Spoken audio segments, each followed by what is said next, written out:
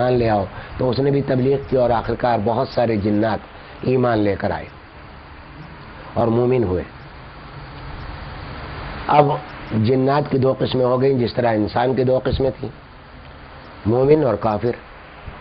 جو مومن ایمان لائے وہ جنت کے مستحق ٹھہرے، اور جو نہیں ایمان لائے وہ کفار دوزخ کے مستحق ہوئے۔ اب دیکھنا یہ ہے کہ جنات کے سلسلے میں ہمارے ہاں کیا افراط و تفریط ہے۔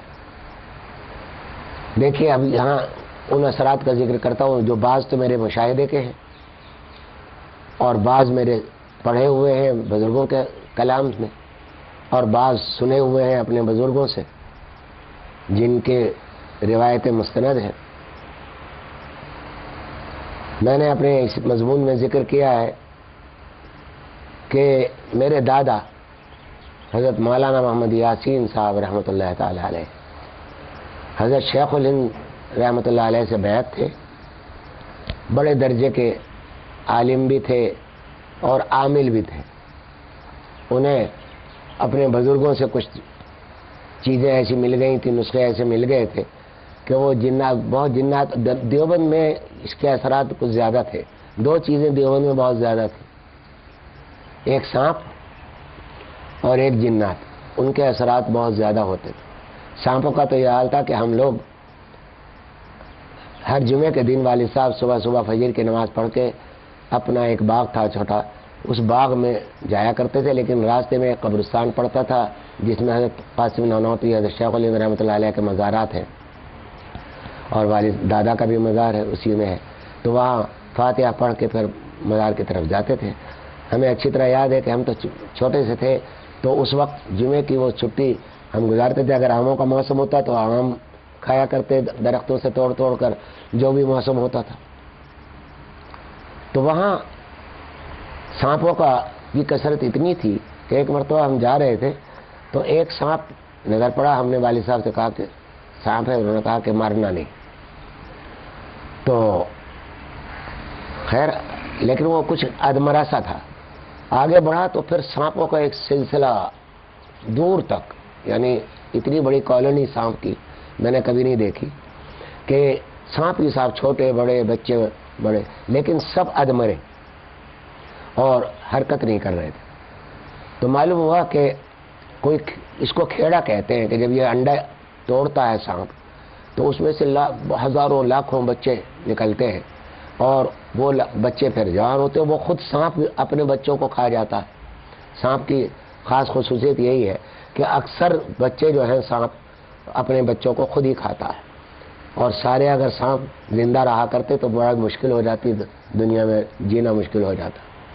تو اس لیے یہ تو میرا مشاہدہ ہے کہ وہ سانپ رکھے ہوئے تھے۔ ہم نے کہا تو والد صاحب نے کہا راستہ بدل دو، اس میں زندہ بھی ہوں گے، آگے پتہ نہیں کیا صورت حال ہو۔ تو اس کو کھیڑا کہتے تھے کہ جو سانپ چھوٹے چھوٹے بڑے جو پورے کالونی بنا کر رہتے تھے تو اس کو کھیڑا کہتے تھے کہ یہ کھیڑا ہے، اس کو نہ چھیڑو۔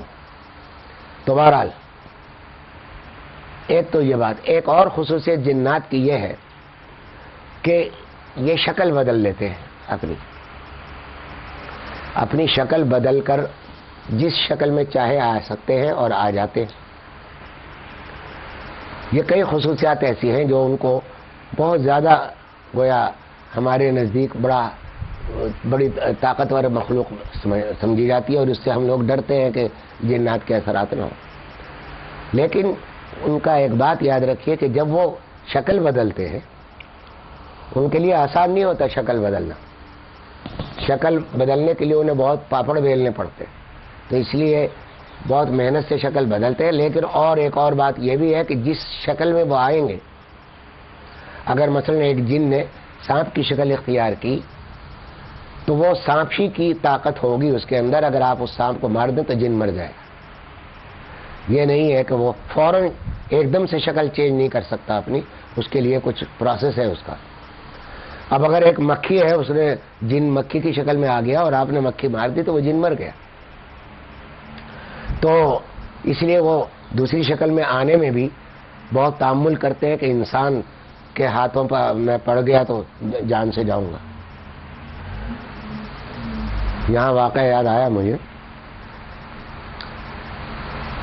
ایک تو پہلے حضرت شاہ عبد العزیز رحمۃ اللہ علیہ کا ایک واقعہ ہے، پہلے وہ سنا دوں، پھر والد صاحب کا ایک واقعہ عرض کروں گا. حضرت شاہ عبد العزیز رحمۃ اللہ محدث دہلوی شاہ ولی اللہ کے صاحبزادے، تو وہ ذکر کیا کرتے تھے. ایک سانپ ان کے سامنے آ کر بیٹھا ذکر کو سننے کے لیے.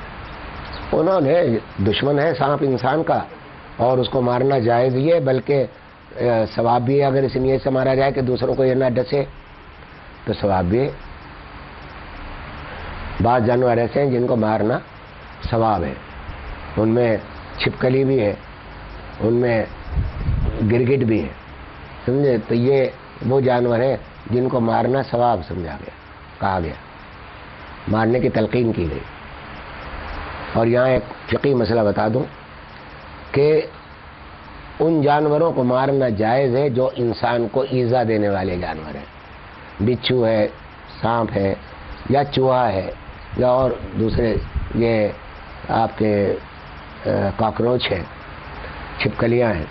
یہ وہ ہیں کہ گندے بھی ہیں اور یہ تکلیف دینے والے جانور ہیں، تو ان کو مارنا جائز ہے. لیکن جو تکلیف نہیں دیتے جانور، ان کو نہ مارنا بہتر ہے، ان کو نہ مارنا جائے، اس کی تلقین کی گئی.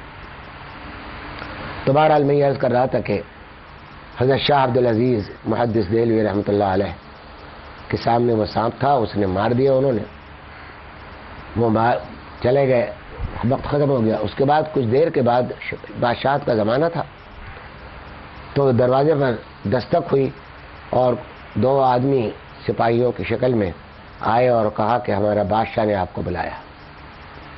تو انہوں نے کہا کہ اچھا. تو وہ بہرحال اپنی چینج کر کے اپنے لباس کو اور وہ ان کے ساتھ ہو لیے. کچھ دور چلے تھے کہ اچانک دیکھا کہ وہ دہلی کا شہر جو ہے وہ غائب اور ایک جنگل آ گیا. انہوں نے کہا بھائی مجھے کہاں لے جا رہے ہو بادشاہ کے؟ کون سے؟ انہوں نے کہا کیا آگے ہے، بس اب یہ قریب آ رہا ہے. آخر ایک بڑے درخت کے، السلام علیکم، وعلیکم السلام، ایک بڑے درخت کے نیچے دیکھا کہ کچھ مجمع بیٹھا ہوا ہے اور وہاں ایک جنازہ رکھا ہوا ہے سامنے، اور اس مجمع کا سردار وہاں بیٹھا ہے. تو آخر یہ پیش کیے گئے.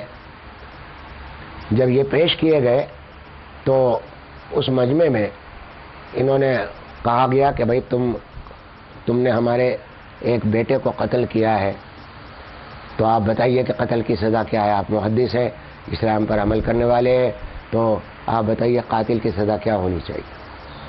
تو انہوں نے کہا کہ قاتل کی سزا تو قتل ہی ہے، قصاص ہے، اگر بے حق کے بغیر نہ حق کے مارا. لیکن میں نے کسی کو نہیں مارا، آپ یہ کیسے الزام لگا رہے ہیں کہ میں نے آپ کے بیٹے کو مار دیا. انہوں نے کہا کہ یہ دیکھیے یہ جنازہ رکھا ہوا ہے، یہ آپ کے پاس آیا تھا. انہوں نے کہا کب آیا؟ تو انہوں نے کہا یہ سانپ کی شکل میں آیا تھا. تو انہوں نے کہا کہ میں ایک حدیث بیان کرتا ہوں.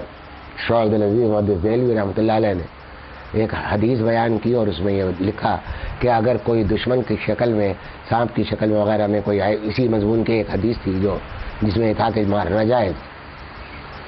تو سردار نے کہا کہ آپ یہ حدیث بیان کر رہے ہیں، اس کی کوئی سند آپ کے پاس ہے؟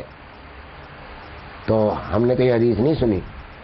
تو مسلمان جن تھا، انہوں نے کہا کہ میرے پاس اس کی اس وقت سند تو یاد ہوتی تھی، سند تو بتا دی کہ یہ ہے.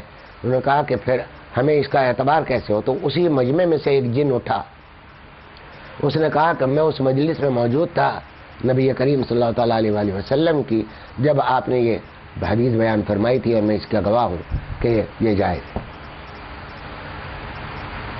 اور چنانچہ پھر یہ مقدمہ ختم کیا گیا. اور پھر حضرت شاہ عبد العزیز کو تو ایک دولت حاصل ہو گئی. انہوں نے فوراً اس جن کی شاگردی اختیار کی اور ان سے حدیث کی سندیں لینی شروع کی. اور یہاں تک کہ اب بھی آپ کتاب اٹھا کر دیکھیں، جہاں شاہ عبد العزیز محدث دہلوی رحمۃ اللہ علیہ احادیث بیان کرتے ہیں، وہاں جہاں اور دوسری سندیں بیان کرتے ہیں، وہاں ایک سند یہ بیان کرتے ہیں کہ حدثنی الجنی، میرے جن نے مجھ سے بیان کیا. اس نے حضور صلی اللہ علیہ وسلم سے سنا یا فلاں صحابی سے سنا. تو صرف دو واسطے رہ گئے شاہ عبد العزیز اور محدث دہلوی. یہ واقعہ بر صغیر میں صرف شاہ عبد العزیز کے ساتھ پیش آیا کہ حضرت صلی اللہ علیہ وسلم سے حدیث بیان کرنے میں ان کے اور ان کے درمیان صرف ایک یا دو واسطے ہوتے تھے. تو بہرحال اس میں یہ بات ثابت ہوئی. ایک اور خصوصیت ظاہر ہوئی. وہ خصوصیت یہ ہے جنات کی. دیکھیے کتنی خصوصیتیں آ گئی سامنے اب تک. ایک تو یہ خصوصیت کہ وہ نظروں سے غائب رہتے ہیں، ہو سکتے ہیں. دوسرے یہ کہ دوسری شکل میں آ سکتے ہیں، اپنے آپ کو بدل لیتے ہیں. تیسرے یہ کہ بہت تیز رفتار ہیں، سمجھے. وہ خلاؤں میں بھی سفر کر کے آسمانوں تک ان کی رسائی تھی. اور چوتھی یہ کہ بہت قوت والے ہیں. قوت اتنی ہے کہ وہ ملکہ سبا کا تخت لا کر چشم زدن میں حضرت سلیمان علیہ السلام کے سامنے رکھ دیا تھا. پورا تخت جس کے اوپر بعد میں حضرت سلیمان علیہ السلام دربار کیا کرتے تھے. تو یہ چاری خصوصیت آئی. اب ایک خصوصیت اس واقعے سے سامنے آئی. وہ خصوصیت یہ ہے کہ عمریں ان کی بہت زیادہ ہوتی. کیا عمر؟ اب بتائیے کہ شاہ عبد العزیز کا زمانہ اور حضرت صلی اللہ علیہ وسلم کے زمانے میں صدیوں کا فرق ہے. اور وہ جن اس وقت تک زندہ تھا جب تک شاہ عبد العزیز حیات تھے. تو یہ خصوصیات جنات کی تو وہ ہے کہ جو قرآن کریم کی آیات سے اور کچھ واقعات سے مستنبت ہے اور سنی سنائی نہیں ہے اور مستند بھی ہے کہ یہ ساری باتیں جنات کی خصوصیات میں سے. آج اصل میں یہ جنات کا تذکرہ شیخ صاحب کی اس پر ہو رہا ہے فرمائش پر. فرما رہے تھے کہ وہی ذرا جنات کے سلسلے میں عرض کر دیا جائے. تو ایک بات تو یہ کہ اتنی خصوصیات ہیں، اسی لیے انسانوں میں ان کا خوف زیادہ ہے. حالانکہ جنات جو ہیں، یہاں اب میں جو قرآن سے ثابت ہے وہ بات عرض کرتا ہوں کہ جنات چونکہ چھپا ہوا دشمن ہے، اس لیے اس سے ڈرتے ہیں. کیونکہ چھپا ہوا دشمن چاہے بچہ ہی ہو، کمزوری ہو، وہ اگر پیچھے سے حملہ کر دے تو آپ کچھ نہیں کر سکتے، آپ اس کا بگاڑ کچھ نہیں سکتے.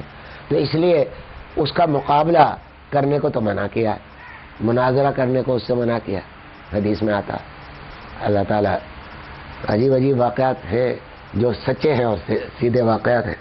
عرض کروں گا انشاءاللہ. اس وقت یہ عرض کرنا چاہتا ہوں کہ جنات کے اثرات جو ہیں وہ کوئی مافوق الفطرت کوئی چیز نہیں ہے. وہ بھی ہماری ہی طرح کی مخلوق ہے. بس فرق یہی ہے ان خصوصیات کا کہ انسان کی خصوصیات الگ ہیں، ان کے خصوصیات الگ ہیں. لیکن ایک فرق ہے کہ جنات کی مخلوق پر شر غالب ہے. آگ سے پیدا ہوا ہے، اس میں تکبر ہے. آگ میں ترفع ہے، اٹھان ہے اور گرمی ہے. وہ بہت زیادہ گرمی جب ہوتی ہے تو اس میں غصہ بھی ہوتا ہے، اس کے اندر بہت سارے جوش بھی ہوتے ہیں. اس لیے جنات کی مخلوق میں شر بھی غالب ہے، تکبر بھی غالب ہے. تکبر کی مثال تو خود ابلیس ہے کہ اس نے محض اس لیے کہ وہ مٹی سے پیدا ہوا میں سجدہ نہیں کروں گا، آگ سے پیدا کیا گیا، وہ آگ زیادہ افضل ہے. تو وہ تکبر اور یہ چیزیں بہت ہوتی ہیں. لیکن جو مومن ہیں ان میں، مومن اگرچہ کم ہیں لیکن ان میں بھی اولیاء اللہ ہوئے، محدث ہوئے ہیں. اور سورہ رحمان کی جو آیت میں نے پڑھی اس میں دونوں ہی سے خطاب ہے، یعنی انسانوں سے اور جنات سے، کہ تم دونوں کو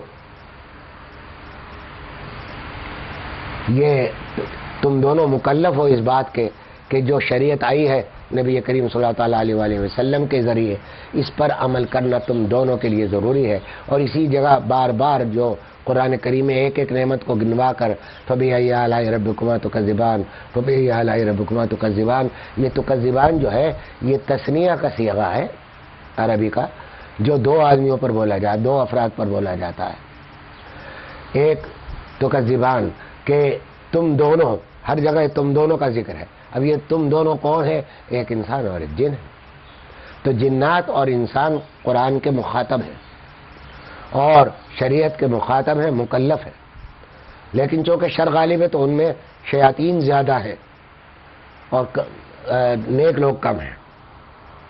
میں نے اپنے دادا کا ذکر کیا تھا، ابھی ایک مضمون بھی لکھا، اس میں کچھ واقعات آئے۔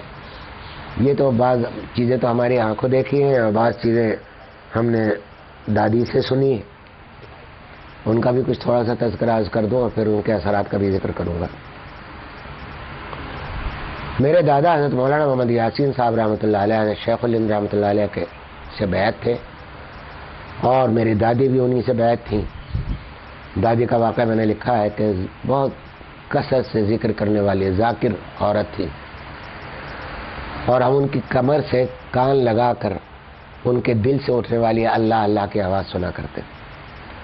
ان کا کوئی لمحہ ہم نے ایسا نہیں دیکھا کہ جس میں ان کی زبان ذکر اللہ میں مشغول نہ ہو، وہ کوئی بھی کام کر رہی ہوں، زبان اپنی جگہ کام کر رہی ہوتی۔ حضرت دادا رحمۃ اللہ علیہ کو بزرگوں کی طرف سے کچھ ملے تھے نسخے، اور جنات ان کے تابع، تو میں نہیں کہتا کہ تابع تھے، لیکن جنات کے اثرات کو زائل کرنے کے کچھ اعمال ان کے پاس تھے، اور جنات کو سے باقاعدہ ان کا مقابلہ ہوتا تھا۔